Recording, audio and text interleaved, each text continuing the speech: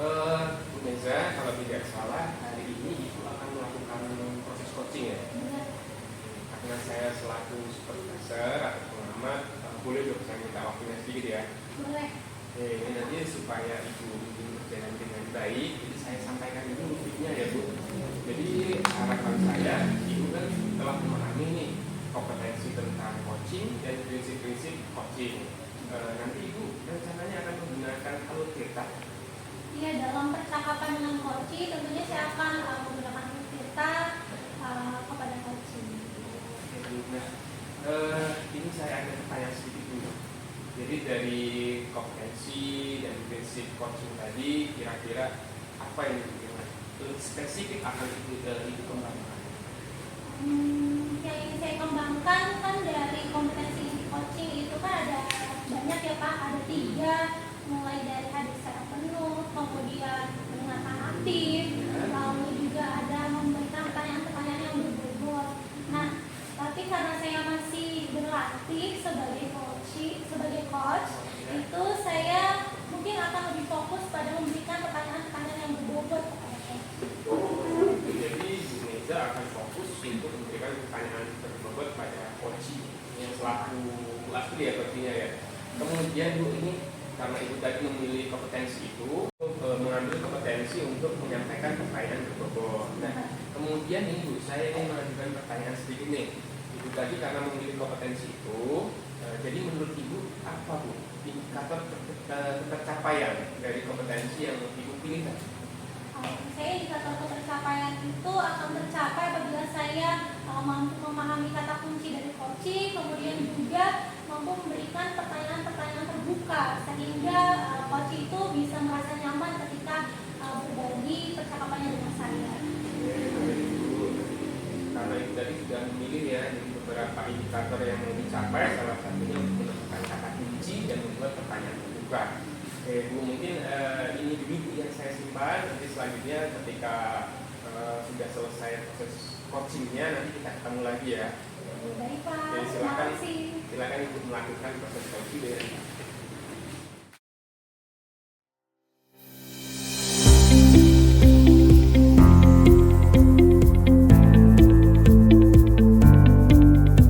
Assalamualaikum Mbak Aspri. Waalaikumsalam Bu Neza. Bagaimana kabarnya Ibu? Alhamdulillah baik Bu. Tadi sepertinya kayak saya pengen ngobrol, pengen ketemu, mau ngobrol apa nih Bu? Iya nih Bu, jadi saya tuh punya masalah terkait dengan kesadaran siswa itu loh Bu, untuk doa sama untuk ibadah itu masih kurang banget. Tentang kesadaran siswa yang masih kurang dalam beribadah begitu ya Bu? Iya. Kenapa kok bisa Ibu menyatakan siswa tersebut seperti itu? Jadi saya lihatnya tuh waktu di kelas saya pas di awal pelajaran itu kan disuruh berdoa. Nah kebanyakan anak-anak tuh bercanda gitu loh Bu. Canda. Kemudian ada lagi nggak Bu? Nah juga pas soal zuhur ya kan bareng-bareng. Nah mereka kan makmum. Jadi gurunya kan di depan. Jadi kalau misalnya nggak dilihat oleh gurunya itu yang belakang tuh kayak bercanda-bercanda, sholat sambil bercanda gitu Bu. Berarti siswa-siswa Ibu ini ketika tadi berdoa sambil bercanda, kemudian dalam sholat zuhur berjamaah ya Bu, itu ketika di makmum dan Ibu mengamati itu bagian belakangnya, sebelakangnya malah sambil mainan gitu ya Bu. Seperti itu. Nah, menurut Ibu apa nih harapan Ibu kepada anak-anak? Ya harapannya kan itu namanya ibadah ya Bu ya. Jadi kan harus khusyuk, harus benar-benar ya. Jadi saya harapannya tuh ya semua anak kalau misalnya pas waktu beribadah berdoa ya benar-benar gitu Bu, khusyuk. Jadi jangan buat main-main gitu. Oke, jadi harapan Ibu siswa-siswa Ibu ini sadar akan ibadahnya gitu ya Bu, jadi secara khusyuk. Nah, menurut Ibu rencana yang akan Ibu lakukan ini apa? Supaya anak-anak tersadar bahwa ibadah itu kan harus khusyuk. Nah itu dia ya Bu ya. Tapi kayaknya sih saya perlu muatin lagi kesepakatan kelas yang sudah pernah dibuat gitu ya. Jadi terkait berdoa yang harus serius gitu sih. Kayaknya itu dulu sih kesepakatan kelas gitu ya. Kemudian rencana Ibu dengan membuatkan kesepakatan kelas yang sudah disepakati sebelumnya, di mana ketika beribadah salah satunya berdoa itu tidak dilakukan sambil bercanda, begitu ya Bu. Ada lagi nggak selain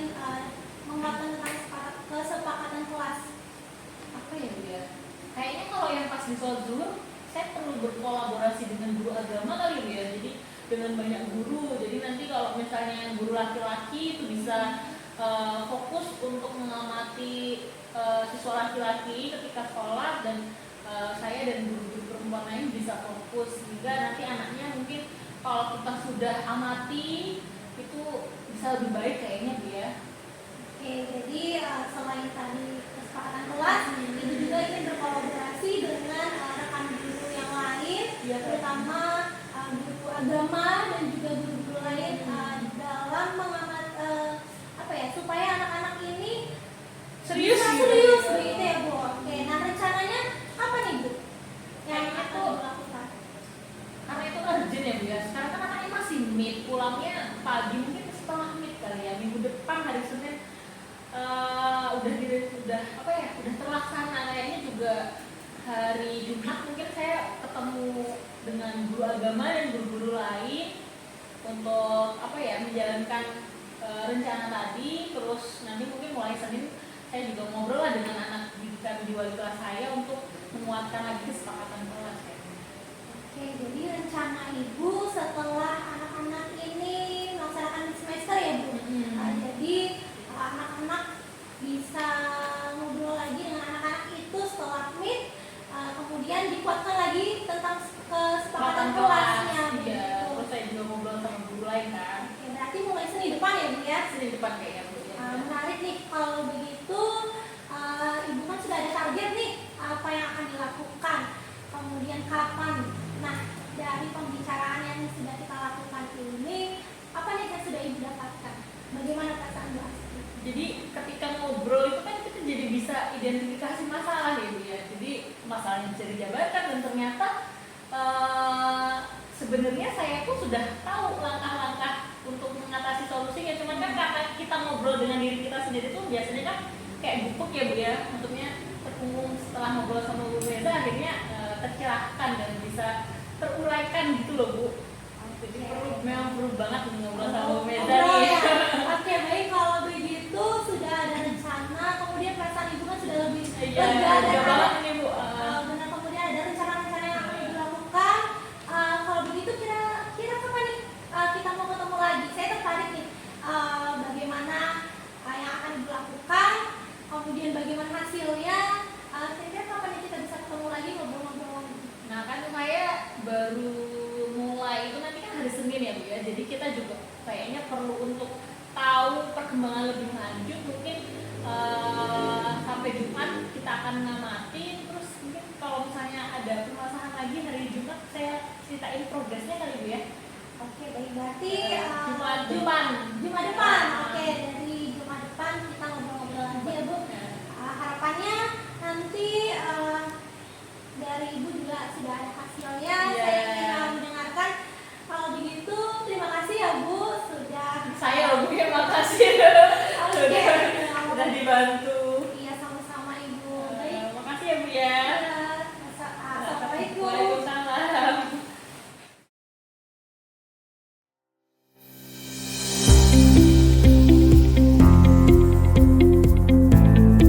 Halo Bu Meza. Halo Pak Eko. Gimana tadi proses coachingnya hari ini?